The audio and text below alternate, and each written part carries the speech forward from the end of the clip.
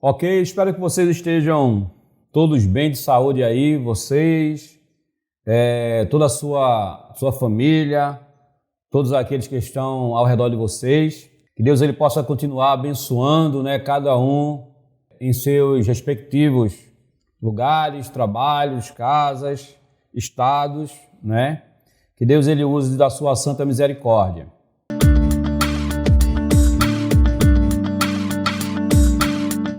Nós iremos neste momento, começar a nossa devocional, e o texto é o texto do Salmo 125. O Salmo 125, ele nos diz o seguinte: aqueles que confiam em Deus, o Senhor, são como o monte de Sião, que não pode ser abalado, mas continua firme, como as montanhas que estão em volta de Jerusalém. Assim o Senhor está ao redor do seu povo, agora e sempre. Os maus não governarão para sempre a terra do povo de Deus. Se os maus governassem, até os bons começariam a praticar o mal. Ó Senhor Deus, sê bondoso para aqueles que são bons, para os que obedecem os teus mandamentos. Porém, quando castigares os maus, castiga também aqueles que abandonam os teus caminhos, e que a paz esteja com o povo de Deus. Amém. Amém? Esse texto diz que aqueles que confiam no Senhor, aquele que espera no Senhor, ele é como o monte de Sião. Ele é inabalável. Ele é inabalável porque a sua crença, a sua fé, a sua esperança está em Deus. E isso o torna inabalável. O texto diz que eles são como os montes de Sião, que não se abalam, mas permanecem para sempre. Amém? Vamos orar neste momento pelas nossas vidas, pelo projeto CDI, por nossa saúde, por nossa proteção, a qual Deus ele tem nos dado constantemente. E que possamos sempre ter um coração grato na presença do Senhor. Amém? Oremos. Senhor Deus, Pai eterno, obrigado por mais um dia de vida que Tu nos concede, Senhor.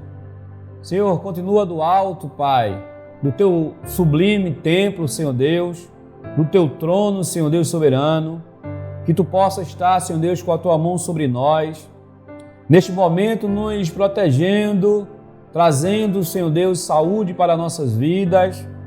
Continua abençoando, Senhor Deus, a nossa família, aquelas pessoas que nós amamos. Continua abençoando, Senhor Deus, o projeto CDI. Continua também, Senhor Deus, com a Tua mão sobre os beneficiários, sobre todos aqueles os quais, Senhor Deus, estão conosco, Pai, que fazem parte deste projeto. Tem misericórdia da nossa equipe, do nosso estado, da nossa nação, Pai. E que Tu possa, Senhor Deus, estar a cada dia nos aperfeiçoando em Ti, Senhor, e que possamos entender completamente a Tua vontade nas nossas vidas. É o que nós Te pedimos e agradecemos, em nome de Jesus. Amém. Os que confiam no Senhor são como os montes de Sião, que não se abalam, mas permanecem para sempre. Como em volta de Jerusalém estão os montes, assim o Senhor em volta do seu povo. Autoridade e poder, o domínio em suas mãos, pois o Senhor é Deus, Senhor é Rei dos povos. Cale-se diante dele a terra, dobrem os joelhos, ergam as mãos, pois o Senhor é Deus, Senhor é Rei dos povos.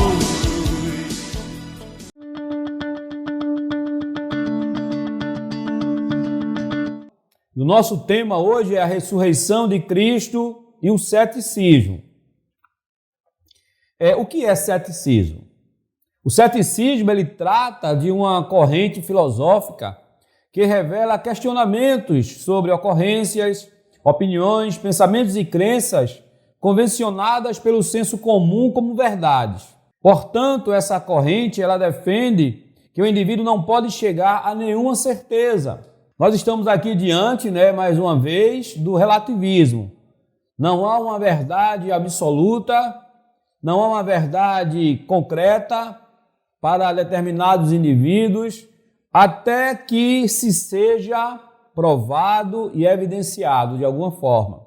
Nós podemos afirmar que o ceticismo, ele defende que a felicidade consiste em não julgar coisa alguma, manter uma postura de neutralidade em todas as questões, questiona tudo o que lhe é apresentado. Então o cético, ele procura provas, evidências, para que ele possa realmente crer naquilo que está sendo dito, naquilo que está sendo observado. Então, o ceticismo, ele traz dúvidas, ele traz muitas dúvidas, para a mente de muitas pessoas. E a dúvida, ela pode ter muitas causas. Para muitos, a dúvida pode ser consequência de uma simples falta de conhecimento. Ou seja, eu não conheço um determinado segmento, então se eu não conheço, eu não creio. Eu não tenho uma crença naquilo que está sendo afirmado, naquilo que está sendo apresentado, já que eu não conheço. Então a dúvida, ela surge a partir de não ter o conhecimento específico sobre aquilo. Para alguns, a dúvida está alicerçada numa escolha moral. Isso aí não faz parte do meu ideal de vida, isso aí não faz parte dos meus pensamentos, da maneira a qual eu pretendo viver. Então, isso aí está totalmente descartado. Mas quando nós falamos de crenças e se referindo a Deus, a dúvida, ela parte de uma filosofia de vida que questiona a existência de Deus, questiona a existência de um ser sobrenatural e a partir daí vai surgir vários questionamentos. Às vezes a dúvida, ela nos conduz à maturidade, porque quando eu busco conhecer, quando eu busco a sabedoria em si, isso aí traz uma certa maturidade para a minha vida, porque eu começo a ter agora um entendimento daquilo que eu estou crendo, daquilo ao qual eu tenho depositado a minha fé, a minha esperança. Quando uma pessoa chega à universidade, ela passa a ter sua fé atacada. Por quê? Porque o ambiente acadêmico, ele não tem abertura para o diálogo religioso. Pelo contrário, o ambiente acadêmico, ele é totalmente cético. A pessoa, ela vai precisar fundamentar a sua fé. E isso é algo bastante difícil para as pessoas que estão entrando nas faculdades. E quando essa pessoa, ela tem consciência daquilo que crê, ela vai ter uma maturidade cristã. Isso se ela professa fazer parte do cristianismo. Em outras ocasiões, a dúvida, ela pode ser gerada por alguma crise existencial. Isso se tratando em relação à crença a Deus, a crença a um ser superior. A perda de uma pessoa amada, a recordação de alguma tragédia, de algo muito triste que aconteceu ali na vida daquela pessoa. E a partir daí surgem alguns questionamentos que são comuns na vida de muitas pessoas. Como, por exemplo, como pode um Deus que é amoroso e todo-poderoso permitir o sofrimento na terra? Deus, ele não pode intervir e criar um mundo onde não exista sofrimento? Ele não pode tirar a dor do mundo? Então esses são os questionamentos que surgem a partir dessas circunstâncias, de decepção, de frustração, de sofrimento. Mas vamos pensar um pouco mais. Onde Deus estava quando Jesus Cristo ele foi crucificado? Você já pensou sobre isso? Ele pacientemente estava aguardando a hora exata para Jesus se entregar o seu espírito para que pudesse cumprir com a sua palavra e o ressuscitar após o terceiro dia. Então Deus estava no mesmo lugar que Ele está hoje, olhando para nossas vidas. Gostaria neste momento de fazer uma análise com você de um texto que se encontra no Evangelho de João, capítulo 20, do versículo 24 ao versículo 31. Assim nos diz o texto: Tomé, chamado Dídimo, um dos 12, isso quer dizer que ele era apóstolo, não estava com os discípulos quando Jesus apareceu. Tomé ele estava ausente. Os outros discípulos lhe disseram: Vimos o Senhor. Mas ele lhe disse: Se eu não vi as marcas dos pregos nas suas mãos, não colocar o meu dedo onde estavam os pregos, não puser a minha mão no seu lado, não crerei. O que é que Tomé diz aqui? Tomé ele diz que para crer que Jesus ressuscitou, é necessário que haja evidências. Uma semana mais tarde, os discípulos estavam outra vez ali, e Tomé com eles. Nesse momento aqui, Tomé agora está presente. Apesar de estarem trancados as portas, ou seja, estava tudo fechado, e Jesus entrou.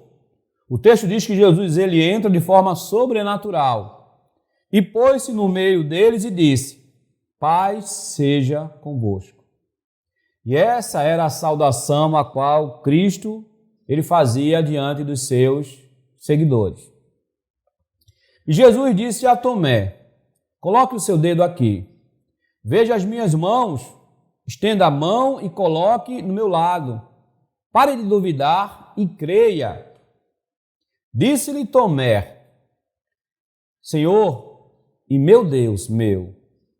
Disse-lhe Jesus: Porque me viu, você creu? Felizes os que não viram e creram. Jesus realizou na presença dos discípulos muitos outros sinais miraculosos que não estão registrados neste livro, mas estes foram escritos para que vocês creiam que Jesus é o Cristo, o Filho de Deus, e crendo tenham vida em seu nome. Nesta passagem, o evangelista João, ele aborda a dúvida de Tomé. De acordo com o contexto, Jesus havia sido crucificado. Na verdade, seus próprios discípulos não esperavam essa mudança trágica dos acontecimentos. Eles não tinham em mente um Messias que seria crucificado. A palavra Messias quer dizer escolhido, ungido. Na mente dos discípulos ali, Jesus seria esse líder, não só religioso, mas político também. Pois bem, no primeiro domingo da ressurreição, as notícias sobre o túmulo vazio e as aparições do Jesus ressurreto começaram a chegar aos discípulos. Jesus havia aparecido a algumas mulheres. Pedro e João viram o túmulo vazio. Jesus apareceu a Pedro e depois a 2 discípulos na estrada de Emaús. E mais tarde, naquele primeiro domingo, à noite, Jesus apareceu aos seus apóstolos, mas Tomé ele não estava presente. Assim, chegamos ao relato apresentado em nosso texto. Tomé sempre acreditou que Jesus ele era o Messias, mas dentro de uma concepção de um Messias político. Agora essa crença ela estava invalidada pela crucificação de Jesus. Tomé, quando ele percebe que Jesus ele foi crucificado, talvez em sua mente ele diga, acabou, é o fim, A dúvida de quem sofreu, profundo engano religioso e não quer ser enganado novamente. Então, Tomé, ele acreditava que realmente foi um engano, crer em Jesus Cristo, já que Jesus ele foi crucificado, ele foi morto. Então, o que é que ele pede? É a demonstração mais pessoal e concreta que ele podia imaginar algo que comprovasse, ou seja, evidências, que realmente Jesus ressuscitou. Ele queria evidências, de fato, ele queria provas para que pudesse se convencer de que o Cristo crucificado era o Messias esperado, agora ressurreto, vivo e triunfante. Então, no segundo domingo, depois da ressurreição, Jesus o saudou com as mesmas palavras: paz seja convosco. Mas é importante a gente lembrar que entre o versículo 25 e o 26 se passara uma semana, tempo suficiente para Tomé refletir sobre as notícias que os seus amigos tinham lhe contado. Ele deve ter pensado: será que Jesus realmente ressuscitou? Contudo, agora sabia que Jesus ressurgira dentre os mortos. Tomé viu as feridas e assegurou-se de que o Jesus que estava diante dele tinha continuidade com o Jesus que fora crucificado e colocado no túmulo. De fato, agora ele crê: Jesus ressuscitou. As palavras seguintes de Jesus são o que prende a nossa atenção. Jesus se voltou para Tomé com o objetivo de acabar com as suas dúvidas. Depois de fazê-lo, ouviu a confissão de Tomé. Essa confissão ressalta no final deste evangelho o que João havia dito no começo do seu evangelho, lá em João capítulo 1 e o verso 1, que diz que no princípio era o Verbo e o Verbo estava com Deus, e o Verbo era Deus. Neste momento, as palavras de Jesus fazem sentido para Tomé. Então, Tomé teve uma fé verdadeira, mas Jesus sabia que muitas pessoas chegariam a crer nele sem jamais terem visto o Jesus ressurreto como Tomé o viu. A ressurreição de Cristo foi um acontecimento inegável. Foi um fato histórico comprovado e testemunhado por centenas de pessoas, além dos apóstolos. Esse fato traz várias implicações para o cristianismo. Uma das implicações deve ser um testemunho vigoroso da ressurreição do nosso Senhor e Salvador Jesus Cristo. Conclusão: que possamos viver para aquele que nos salvou pela sua morte e ressurreição, de forma correta. Ele foi entregue à morte por nossos pecados e ressuscitado para nossa justificação. É isso que nos diz o apóstolo Paulo ao escrever aos Romanos, capítulo 4 e o verso 25. Que possamos, guardar essas palavras em nossos corações, que Deus ele continue nos abençoando. Espero que você tenha, de fato, prestado atenção na aula e brevemente espero o seu ok, que você possa sinalizar que você assistiu à aula e lembrando que é necessário fazer o comentário. Então, comente sobre a aula e assim eu estarei justificando a sua presença, ok? Que Deus nos abençoe.